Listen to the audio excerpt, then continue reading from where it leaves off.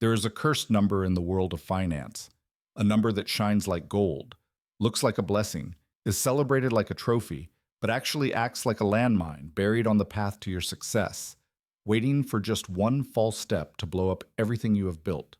Most people spend years crawling through the mud, saving every penny, investing with discipline, eating cold leftovers at their desk, driving a beat-up car, denying immediate pleasures, all to reach this number. They dream about it. They put it on their vision board. They think that when they get there, the war is over. They think they will be safe, that they have crossed the finish line. And it is exactly in this moment of blind confidence, euphoria, and relaxation that they are slaughtered. I'm not talking about $10,000. I'm not talking about $1 million. I'm talking about $250,000. $250,000 invested. Why is this specific number so dangerous? Why not 100,000? Why not 500? Because $250,000 is the exact inflection point where wealth stops being theoretical and abstract and becomes real enough for you to do something irreversibly stupid. It is the point where your psychology changes without you noticing. It is the point where your ego inflates faster than your bank account. It is the financial death zone. I am Buck. I have studied the anatomy of financial failure and success for 2 decades. I've seen brilliant men, software engineers, surgeons, top-tier lawyers, sharp entrepreneurs, build $250,000 with sweat, blood, and tears, only to see it all evaporate in 2 years of arrogant and emotional decisions. They didn't lose the money because the market crashed. The market went up. They lost because their minds broke. They lost because they were not prepared for the psychological weight of having real money. Today, we are going to dissect what I call the rule of 250,000. I'm going to show you why this is the most dangerous moment of your financial life, and how the hidden and counterintuitive math of compound interest can save you and turn you into a multimillionaire, or destroy you and send you back to the lower middle class, depending entirely on what you do or don't do in the next 6 months. If you are on your way to this number and think it will be easy, or if you have already passed it and feel like you're spinning your wheels and have the urge to spend, pay attention. What I'm about to tell you goes against everything you feel, against your instinct for reward, but it is the only thing that will guarantee your sovereignty and your real freedom. Most people believe, wrongly, that wealth building is a straight line, a linear ladder. You save 10,000, you are 10,000 richer. You save 50, you are 50 richer. Simple first-grade math, right? Wrong. Wealth is not linear. It is exponential in mathematics, but it is psychological in practice. And psychology does not follow math. There are levels of money that unlock levels of stupidity in the human brain. It is like a video game where, when you pass a level, the monsters get stronger, but you don't get new weapons unless you actively seek them out. When you have $5,000 invested and the market drops 10%, you lose $500. Does it hurt? A little. It's the price of a nice dinner. But it doesn't change your life. You don't lose sleep. You recover that with a side hustle on the weekend or by cutting entertainment for a month. But when you have $250,000 invested, the conversation changes. The game gets serious. A drop of 10%, a normal market correction that happens every year, means that $25,000 evaporated from your account in a week. $25,000. That is more than the entire annual savings of most middle-class American families. That is a brand new car disappearing into thin air while you sleep. That is the salary of an entire year for someone working minimum wage. Suddenly, the risks are no longer numbers on a computer screen. They are visceral. Your stomach feels the punch.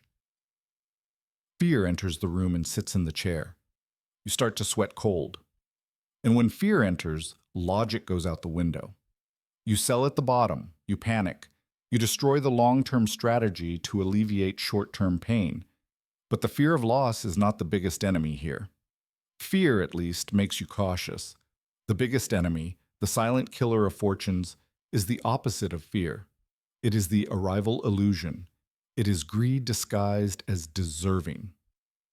Let me paint the exact crime scene, because I have seen this happen 1,000 times. You wake up on a sunny Tuesday. The market is up. The S&P 500 is up. Your tech stocks exploded. Your portfolio went up 2% today. 2% of $250,000 is $5,000. You made $5,000 in a single day while you were drinking coffee, reading, and scratching your head. You made more in a day than your father made in 3 months of hard labor at the factory. Your reptilian brain, which was not designed to deal with compound interest, does the wrong math. 5,000 a day? That's 150,000 a month. I am a genius. I am rich. The money is infinite. This is where the dopamine drug floods your nervous system. You feel invincible. You start walking differently. You look at your old Honda Civic in the garage, that faithful car that got you here, and you feel disgusted. I have $250,000 in the bank, you think. I shouldn't be driving this. What will people think? I deserve something better. I deserve to celebrate. And then you commit the classic upper middle class financial suicide. The fatal error. You take a slice of that money, or worse, much worse, you leverage yourself based on that money, taking a loan because rates are low, and you buy a luxury liability, a BMW 3 Series, a kitchen renovation that wasn't needed, a $20,000 vacation to the Maldives to post on Instagram and show the haters that you won. You tell yourself, it's just a small reward. I worked hard for 5 years. I deserve a taste. But what you actually did was decapitate your army before the decisive battle. You are not rich with $250,000. Get this into your head. You are just dangerously liquid. You have enough money to make expensive mistakes, but you don't have enough money to recover from them quickly. That $5,000 gain in the day? It was unrealized. It was paper. It could vanish tomorrow if the market turned, but the $50,000 spending on the car? That is permanent. That money left the game. It was executed. It stopped working for you forever. And the cost is not $50,000. Let's do the opportunity cost math, the math that car salesmen hate. $50,000 invested at 8% a year, the historical market average, in 20 years would turn into $233,000. In 30 years, it would turn into $500,000. That car didn't cost $50,000. It cost $500,000 of your retirement and 5 more years of working at a job you might hate. Was the smell of new leather and the validation of strangers at the stoplight worth it? I guarantee you it wasn't. I call this the trap of financial adolescence. With $250,000, you are a financial teenager. You think you are an adult. You think you know everything. You have the car keys. You have testosterone, but you don't have the maturity, the experience, and the developed prefrontal cortex to drive in the rain at 200 miles per hour. And that is why most fatal accidents happen in this phase. Overconfidence kills more wallets than ignorance. But wait, it gets worse. There is an even uglier and more treacherous monster hidden in this cave. It is called the financial Dunning-Kruger effect, the smart man's paradox. It is a cognitive bias where people with little real knowledge about a complex subject overestimate their competence. In the investment world, this happens exactly at the 250,000 mark. You got here doing the basics, saving 20% of your income, buying boring index funds, ETFs, avoiding debt. It worked. The system works. But now, with $250,000, you feel like a sophisticated investor. The basics seem too slow, too simple, too pedestrian for the genius you have become. Your ego demands complexity. You start thinking you can beat the market. You start thinking you are the next Warren Buffett. Why earn the average of 8% a year in the S&P 500 if I can earn 50% with this new crypto my friend recommended? Why leave the money sitting there if I can day trade or sell covered calls and generate income? I'm going to invest in my brother-in-law's restaurant. After all, I have capital now, and I am a business shark. You abandon the boring, safe, and proven strategy that made you rich to embrace the exciting, complex, and risky strategy that will make you poor. It is the arrogance of early success. I have seen doctors and engineers lose $100,000 in 6 months trying to optimize a portfolio that was doing just fine. They tried to fly too close to the sun with wax wings and fell into the sea. The cruel irony is that with $10,000, you couldn't make these stupid bets because you didn't have the chips. With $250,000, you finally have the money to sit at the high-stakes tables of the financial casino. You can pay to see and lose 5 years of progress in a week. And we cannot forget the third trap, perhaps the most socially corrosive one, the comparison game and ego inflation. When you are broke or just starting out, you don't compare yourself to Elon Musk. It is too far away. You compare yourself to your brother or your neighbor. But when you have 250,000, you change classes. You start frequenting other circles. You go to better dinners. You join the golf club. And there, you are not the king. There, you are the small fish. You meet the guy who has 500,000, the guy who has 1,000,000, the guy who just sold his company for 10 million. Suddenly, your $250,000, which seemed like an insurmountable mountain of money, looks like an anthill. You feel poor again. You feel behind. My God, so-and-so is my age and has double. I am a failure. I need to accelerate. That word, accelerate, is the most dangerous word in the financial dictionary. Strike that word from your life. When you try to force the speed of money, you exponentially increase the risk of ruin. Wealth does not accept disrespect and does not accept haste. You start taking shortcuts, and shortcuts in finance usually lead to a cliff. Financial envy makes you leave your safe lane and try to swim in your neighbor's lane, where the current is stronger, and that is where you drown. But Buck, if 250,000 is so dangerous, so full of traps, why should I want to get there? Why not spend it all now? Because if you survive, if you keep your head straight, if you have the cold blood of a sniper, the magic happens. There is a mathematical secret about the 250,000 that almost no one understands intuitively and that banks won't explain to you. It is the point of escape velocity. Let's look at the cold, brutal, and beautiful math of compound interest. Most people think that 250,000 is a quarter of the way to 1,000,000, 25%. In absolute money, yes. But in time, no. In time, 250,000 is halfway to 1,000,000. Let me repeat that so it penetrates your skull and changes your perspective forever. The time it takes to go from 0 to 250,000 is practically the same time it takes to go from 250,000 to 1,000,000. How is this possible? Compound interest working with critical mass. The snowball has gotten heavy. Let's say you invest $10,000 a year, about $800 a month, at an 8% rate of return. It will take almost 14 years of Spartan discipline, blood, and sweat to gather the first 250,000. 14 years of don't buy that, save that, don't go on that trip. It is a marathon in the desert without water. It is where most people quit. But once you have the 250,000 working, that money alone, without you putting in another single penny of your salary, generates $20,000 a year in profit. Your money now has a job. It earns more than a lot of people. If you continue investing the same 10,000 to reach 500,000, to double the capital, it doesn't take another 14 years. It takes only 7 more years, half the time. To reach 1,000,000, it accelerates even more. The snowball got so big it swallows the mountain. The second quarter of 1,000,000 comes twice as fast as the first. The third, 3 times as fast. The fourth is almost a blur. You blink, and it's there. That is why Charlie Munger, Warren Buffett's right-hand man and one of the wisest men to ever walk the earth, famously said, "The first 100,000 is a batch, but you got to do it. I don't care what you have to do.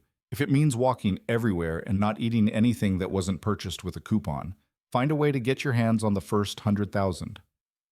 Today, adjusted for inflation, that magic suffering number is 250,000.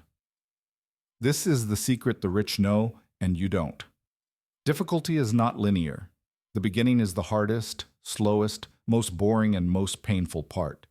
It is pushing a car without fuel up a hill, in the rain, barefoot. But at 250,000, the engine starts. The car begins to move on its own. Gravity starts to help.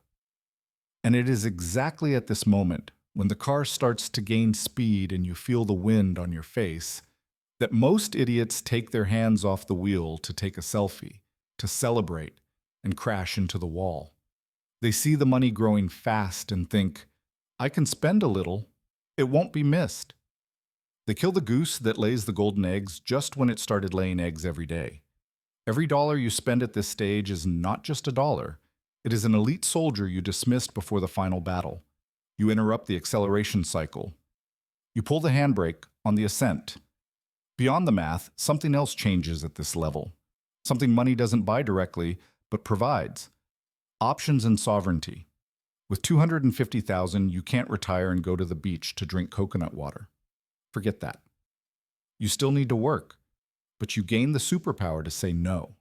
You no longer live with the gun of the paycheck to your head in the same way your colleagues do. If your boss is an abusive tyrant, you can quit and look for another job calmly for 6 months, a year, 2 years. You have partial fuck you money.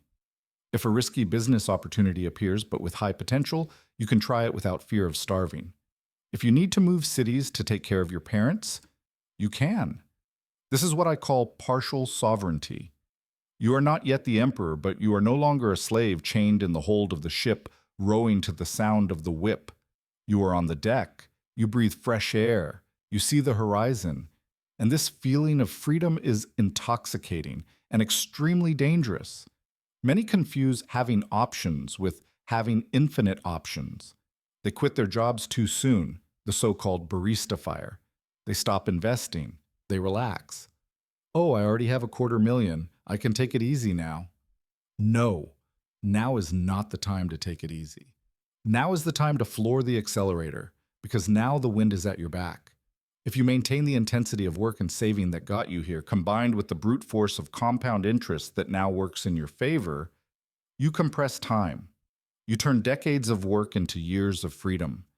You retire at 45, not 65. So what is the survival protocol for the 250,000 death zone? The secret is not what you need to do that's new. There is no new magic. The secret is what you need not to do. The secret is the discipline of tactical boredom. The biggest winners at this stage are the most boring people in the world. You would look at them and think they are average. They reach 250,000. And do you know what they change in their lives? Nothing. Absolutely nothing. They continue living in the same middle-class house. They continue driving the same Toyota or Honda with 5 years of use. They continue buying the same boring index funds every month religiously. They continue going to work on Monday and doing a good job. They look at the account, see the money growing 5,000 in a day, smile, tell no one, and close the app. They have the iron discipline to appear less rich than they actually are. They practice stealth wealth. This requires absurd mental strength because the whole world, marketing, Instagram algorithms, friends, family, and especially your own ego, everything will scream at you, spend, show it off, enjoy, you won. Resisting this siren song is the final test. It is the test that defines whether you will be transient rich, the guy who had money, spent it, and went back to being a wage slave, or generational rich, the guy who built an empire that will support his grandchildren. I went through this. I felt the itch in my hand to buy the new truck when I hit my first milestone. I felt the arrogance of thinking I was a stock market genius and almost lost everything in options. I felt the envy of friends traveling while I saved. Do you know what saved me from ruin? It wasn't my intelligence. It wasn't my luck. It was my system. I had clear orders. I had a daily protocol that didn't depend on my will or my volatile ego. Motivation is fleeting. It goes up and down with the market. Tactical discipline is constant. You cannot navigate this minefield alone, trusting only your common sense. Your common sense will be hijacked by dopamine at the first market high or by panic at the first drop. Your brain is flawed. You need an external instruction manual. You need someone reminding you every single day that the goal is not to look rich to the neighbors, it is to be free for yourself. That the goal is not to accelerate and crash, it is to stay the course and arrive. That is why I compiled the strategies, the mental tactics, the psychological armor exercises, and the direct orders that millionaires use to protect and multiply their wealth and put it all in one place. I called it the Order of the Day, 365 high-impact orders for financial sovereignty. It is not a book of investment tips like, buy this stock. That is garbage. It is a mental defense system. It is a personal trainer for your wallet and your brain. Every day, you receive a mission, an order. Today, you will audit your invisible expenses that are eating your contribution. Today, you will armor your mind against social envy and practice strategic gratitude. Today, you will calculate the real cost of that liability you want to buy and see how much it costs in days of freedom. Today, you will reinforce your emergency fund so you don't sell stocks at a low. When you reach 250,000, or when you are fighting like a gladiator to get there, you need this kind of military guidance, because the margin for error decreases drastically. When you have little, being wrong costs little. Being wrong with $1,000 is a lesson. When you have 250,000, being wrong costs years of your life. Being wrong costs your children's college. Being wrong costs your peace. The manual. The order of the day is the compass that keeps you from capsizing the boat when the storm of greed or fear hits on the high seas. If you want to ensure that your years of effort are not thrown in the trash by a moment of stupidity and arrogance, if you want to understand how to turn this $250,000 into $1 million in half the time, without magic shortcuts, just with the strength of brutal and consistent execution, the link to the manual is in the first pinned comment below. Do not buy if you want an ego stroke or a promise of easy money. Buy if you want the naked truth, the trench strategy, about what is necessary to hold on to wealth after you conquer it. Making money requires offense. Keeping money requires defense. This book teaches both masterfully. I want to hear from you in the comments and be honest with me. What is your danger number? That amount that, if it landed in your account today, would make you tremble and want to spend it on nonsense. Is it 10,000, 100,000, 250,000? Write it down below. Admitting weakness is the first step to armoring it. If this video saved you from making a $50,000 mistake, leave a like. It is the best return on investment you will get today. Subscribe to the channel to keep receiving the intelligence that banks and car salesmen pray you don't have. Keep your numbers clear, your ego in check, and your soul free. I am Buck. Get your order of the day. I'll see you in the trenches.